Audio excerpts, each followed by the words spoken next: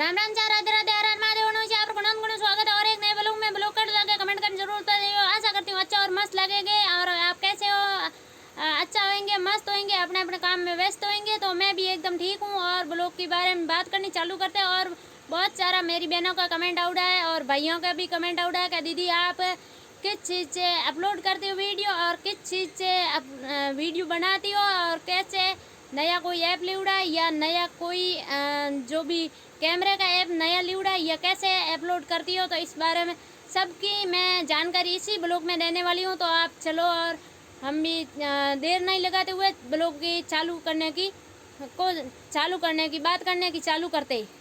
और मैं इस ब्लॉग में आपको स्टैंड नहीं बताऊंगी, अभी फ़ोन स्टैंड में लगा दिया है और स्टैंड की भी ज़रूरत नहीं है। अपन जो भी कोई दो वस्तु है, मतलब एक वस्तु ऐसी कुछ नीचे मेलने के लिए और एक वस्तु सीढ़ी कैम मोबाइल के पीछे ऐसे ऐसे रख के ऐसे मेल सकते हो।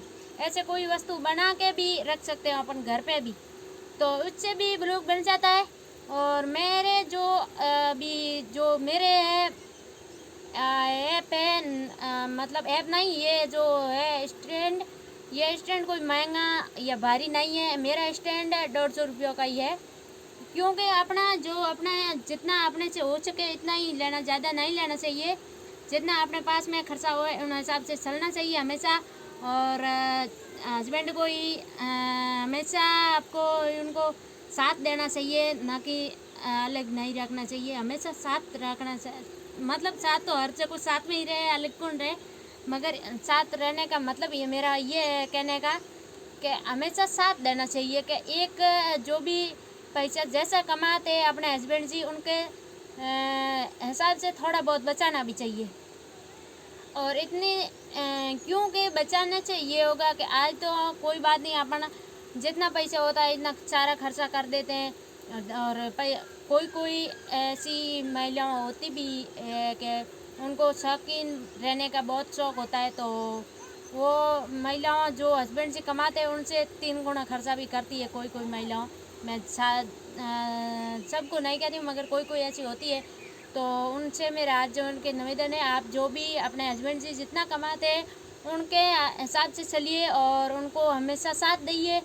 और हस्बैंड जी जो भी है उनको भी मेरा ये निवेदन है को अपनी जो बहन को अपन सपोर्ट जैसे करते हो वैसे ही अपनी वाइफ को सपोर्ट करिए, तो हमेशा अपनी वाइफ अपने साथ रहेगी, कभी भी अपने को कुछ भी नहीं कहेगी।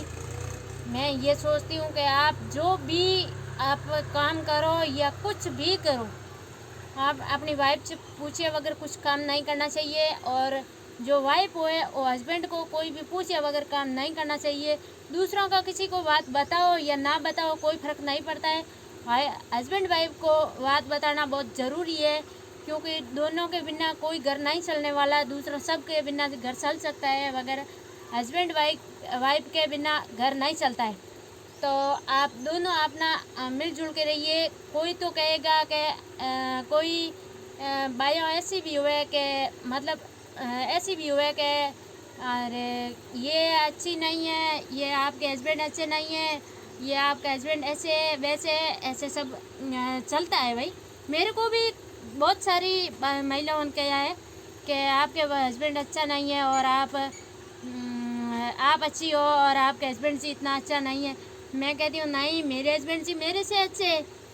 आपने किसने कहा? मेरे माता और मेरे पिता ने मेरे हस्बैंड जो देख के मेरे को दिया है वो मेरे लिए भगवान है। और आपसे मैं कैसे मान लूँ कि आपके हस्बैंड अच्छे नहीं? मेरा मानती हूँ मेरा अच्छा हस्बैंड है, तो हमेशा साथ नहीं छूटेगा। और सुन लेना सबका भी, रखनी अपने मन की बात, सुन सबका भी रहना, किसी के ऊपर डांटना भी किसी को भी नहीं।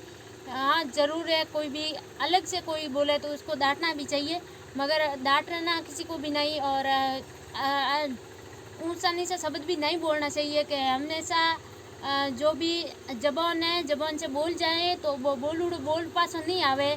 और हमेशा डोरो हुए तो बिने फेंक दियो तो हलूज गयो तो वो पासो नहीं हलूजे कदी। तो इन हिसाब से आप जबान ने हमेशा संभाल के बोलिए और डोरे को हमेशा पलट के रखिए, तो हमेशा घर अच्छा चलेगा मेरे हिसाब से। तो और आपका क्या हिसाब है और आपकी क्या राय है मेरे को पता नहीं है, क्योंकि आप हमेशा अच्छी सोच और अच्छा व्यवहार रखोगी तो आपको हमेशा साथ मिलेगा, और कभी कुछ नहीं मिलेगा, ऐसे नहीं होएगा। और कोई ऐसे भी होते हैं भाई, सबका भी मान सम्मान रखना, सबसे मान सम्मान से बोलना, किसी से ऐसा नहीं है कि इससे लड़ जाऊँ इससे बोल जाऊँ, ऐसा नहीं है कि महिलाओं से घर चलता है, पुरुष से नहीं चलता है। पुरुष से अकेला कोई घर नहीं चला सकता है, महिला हमेशा घर चला सकती है। कि ऐसा भगवान करे भले किसी का नहीं हुए, मगर किसी किसी के अंदर होती है। भगवान छोटा बच्चा होता है और महिलाओं को अकेली छोड़ के भगवान पुरुष को ले जाता है, ले दिया है। तो उन्हें जो भी महिला घर चला सकती है, कैसे भी करके खाना दाना पूरा करे, कितना भी कठिन हुए, केड़ी कठिन परिस्थिति आवे तो भी महिला घर चलावे। और पुरुष एक लोग घर कभी नहीं चला सके, दूसरी शादी करके लानी पड़ती है, क्योंकि पुरुष से नहीं होता है घर का काम, बच्चा का काम, और बाद में मजदूरी भी करनी, सारा काम नहीं होता है। तो महिला इतना सारा काम भी करती है।